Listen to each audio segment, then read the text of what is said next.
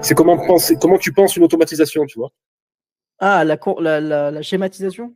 Comment tu la penses? C'est-à-dire que tu as un objectif d'automatisation, tu as un résultat, Mmh. et comment, dans le process intellectuel, est-ce qu'il y a Comment une construire? bonne pratique?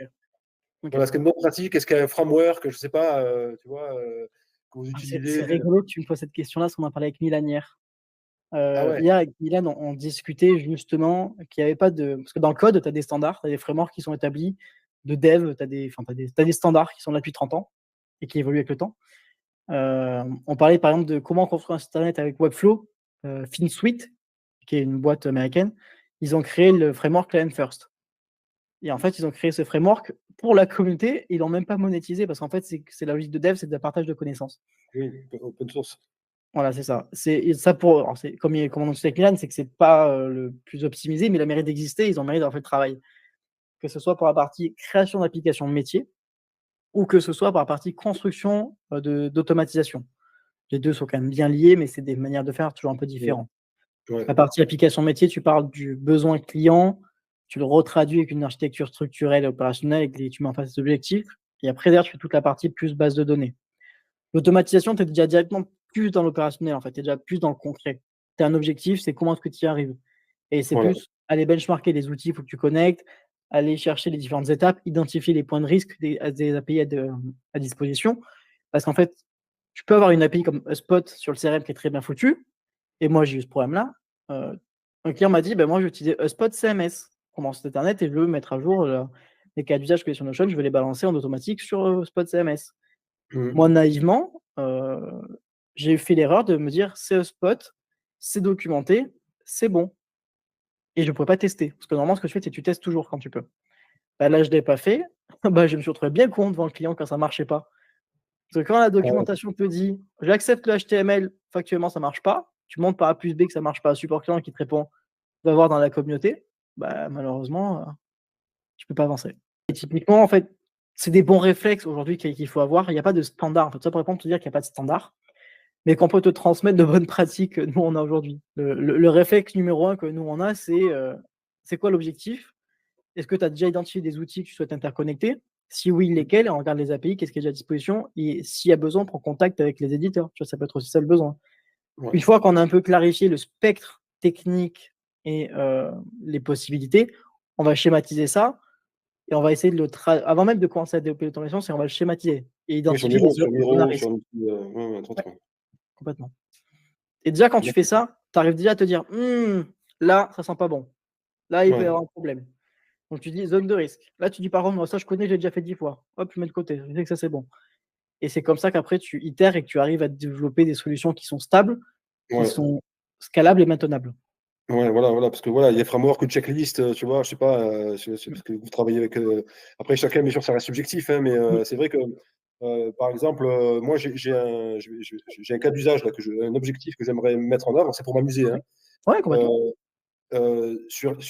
sur Insta, en fait, mon objectif sur Insta et Facebook, Mmh. c'est de, générer, un post par jour en automatique, Mmh. avec une citation inspirante et une image métaphorique générée par ChatGPT ou DALL-E, ou de manière à ce que, j'ai un processus de validation qui automatiquement, donc tous les jours de l'année. Donc j'ai un post par jour Ouais. avec une image, qui est balancée en publication, une belle image, donc que j'aurai validée avec un process de validation chaque jour. Moi, j'ai juste Mmh. appuyé sur un bouton pour Mmh. être si je suis OK sur l'image ou pas. En Mmh. plus, ensuite, on balance ça sur Insta et sur Facebook de manière automatique. Et voilà, le concept, c'est de partir d'une liste de citations, Mmh. une par an, 360 citations inspirantes, thématisées, Mmh. que j'aurais donc à la main, que j'aurais bien sûr historisées, analysées et identifiées. Ouais. Générer une automatisation pour générer une image, une vignette, une Mmh. image, et la balancer sur Insta et Facebook. Tu vois, et avec ce processus de validation où je valide l'image. Si je valide l'image, d'accord, c'est OK, ça part. Si je Ouais. ne valide pas, j'ai la boucle qui réopère et qui me repropose une seconde image. Bah, en fait, tu l'as déjà ton schéma, tu me l'as déjà tout décrit. Et en fait, ce que tu as besoin de faire, c'est de le poser sur papier, tout simplement. C'est Ouais. de dire: «Mon objectif, Moi, c'est je ça». l'ai fait, hein. Ouais, tu l'as fait, bon, c'est très bien. Je l'ai Et fait en fait et avec, c'est Excalibro. Tu dois connaître Excalibro. Bon, c'est un outil Scalibro, je connais de nom. c'est un tableau Ouais, de je bord. connais. Excalibro, ouais. Je connais de nom, je l'utilise pas, mais je connais. Voilà, c'est Après, super. c'est Moi, les mêmes. C'est le même principe de tous les outils de tableau Ouais, blanc, ouais, hein. ouais, ouais, exactement. C'est du tableau blanc, voilà. Et donc, si tu préfères, j'ai dessiné le chemin. Mmh. Et puis, ça reste qu'un chemin. Oui, Ça mais reste qu'un chemin. non, mais c'est déjà bien, ça permet de clarifier ton besoin de ce que tu as en tête par rapport à là où tu vas en arriver. Ouais, Parce qu'après, alors, le cas d'usage est relativement simple, ouais, techniquement parlant, mais peut-être que l'attendu que toi tu as en tête ne sera pas le même si tu vas sortir d'un API. Truc ouais. tout bête, hein. Si tu veux faire une citation avec une image, et cetera, c'est bien. Avec un post écrit, c'est bien. Si tu veux mettre des hashtags en API, tu peux pas. Tu vois? C'est con. Ah ouais, Mais alors, du moins, à ma connaissance, sur Facebook, Insta, tu pouvais pas. Peut-être que maintenant tu peux, mais tu pouvais pas. Si tu veux mentionner une personne, ça, je peux te dire, ça marche pas en API. Tu peux pas le faire. d'accord, Et tu vois, c'est d'accord. c'est c'est c'est les fameuses zones de risque de dire: «Attends, mais moi, quand j'écris mon post Facebook, je cite forcément 3 personnes pour que ça monte après, derrière dans l'algorithme». Bah, là, en API, tu pourras pas le faire, Ah ouais, d'accord, ah, je sais pas, d'accord, OK. tu vois? Et c'est ça les fameuses zones de risque qu'il faut regarder.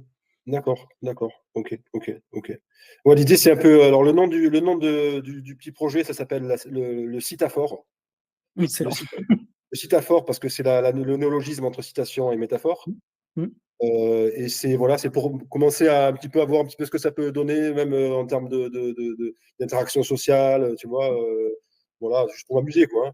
Tu peux même aller plus loin si tu veux t'amuser un petit peu. Alors, je sais pas si Capwing le fait, mais il me semble que Shortcut le fait en tout cas. C'est créer des vidéos, carrément des vidéos en API.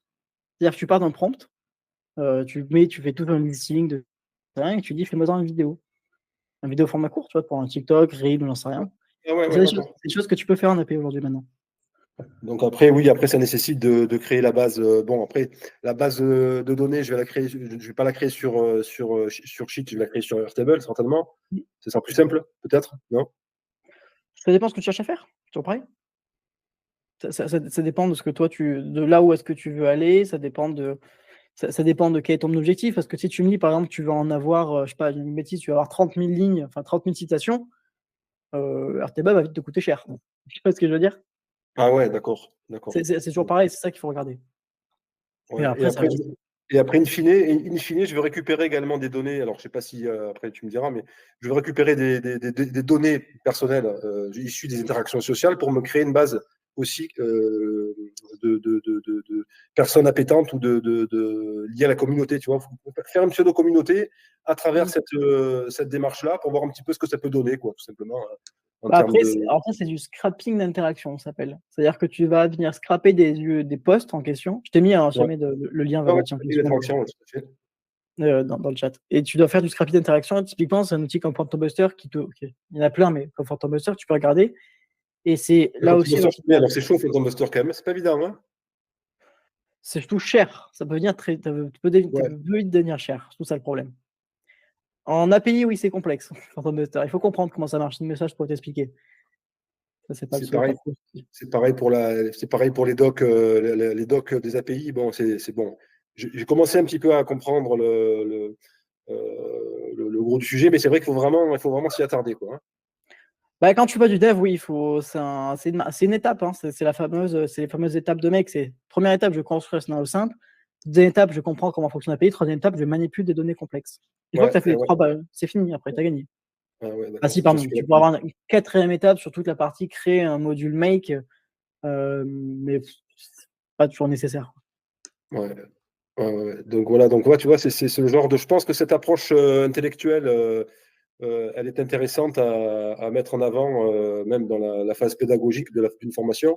Mmh, C'est comment j'intellectualise l'automatisation, tu vois, mmh. et comment je la traduis on en a parlé, hein, comment je la traduis sur un chemin, sur un papier ou Ouais. sur un outil X ou Y. Et ensuite, voilà, comme tu l'as dit, avec comment j'aborde l'aspect technique et avec quels éléments je vais faire attention, les zones de risque, voilà, là où je peux aller, là où je peux pas aller, etc. Mmh. Donc, je pense que c'est une thématique intéressante à développer.